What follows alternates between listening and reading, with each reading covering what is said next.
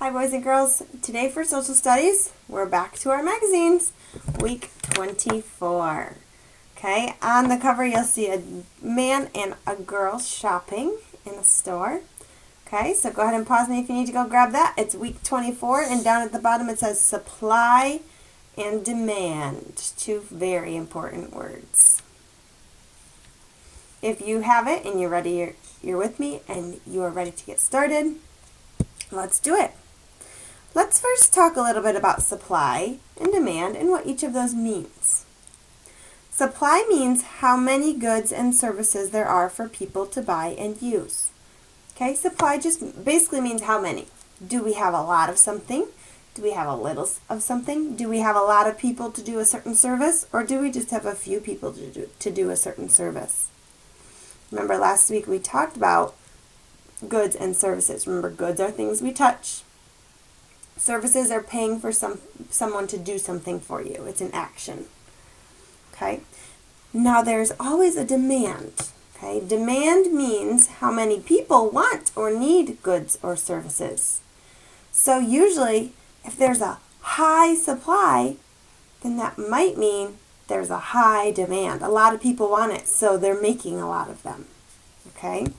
Let's learn a little bit more about what goes into those two things.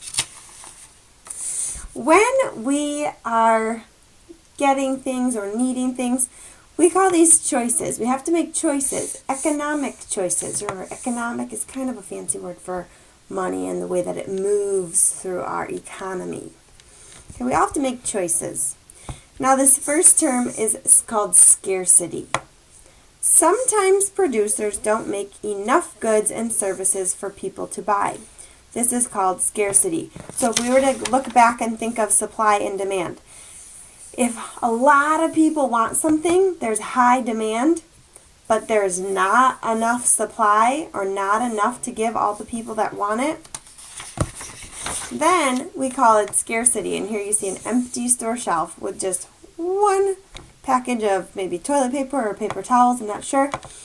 Okay, a lot of people want that, and if it's not being made fast enough or just not being made enough, we call it scarcity. Last year, you might maybe have heard, okay, last year when the coronavirus started, all of a sudden everyone was buying toilet paper. And it was so hard to find toilet paper at a store. Maybe your grown-up had a problem with this. Maybe you know about it and maybe you don't. But if we can't find toilet paper, it's considered scarce. There's not enough of it because all of a sudden everyone was buying it. Okay? So, we have to make choices, like I said. You see this boy and probably his dad counting some money here. And sometimes we don't have enough money to buy everything we want, right? Not a lot of people in the world have enough money to buy everything they want. So we have to choose what we want or what we need the most, okay? So if you really, really want a new video game, but your old shoes have holes in them and they're getting too small, that's a choice you might need. Maybe you only have enough money for one of them. You might have to choose what you need over what you want. So we have to make choices when we're spending money. In the economy, we also sometimes help each other. Okay, we need each other to produce goods and services, right? Regular people like me, okay, I don't know how to grow all my own fruits or vegetables or raise all my own meat. Okay, so I rely on stores to give me that most of the time, or farmers. We help each other make sure that our needs and wants are met. So I count on, let's say, use the example, farmers to produce some goods for me, to produce vegetables and fruits that I can buy and bring home. And I meet those farmers' needs by paying with money. Okay? Trade is when you buy or sell a good or service. People trade for goods and services they do not have. Like, I don't have fruits and vegetables. I go to the store and I'm going to trade something for those fruits and vegetables. What am I going to trade? Probably money, right? People use money to make trade easier. Now, I might pay with a card, but on that card, I have to spend my money to get it. Okay? So trade is when you probably have traded something with someone, right? You get something and you give something up. There's also a fancy type of trade on the back here called barter. Okay?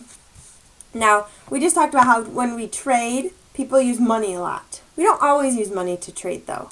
Sometimes we barter, and barter is when you trade goods and services without money. You barter when you trade your apple for a friend's cookie. So you see the girls at lunch here. You might trade a snack with someone.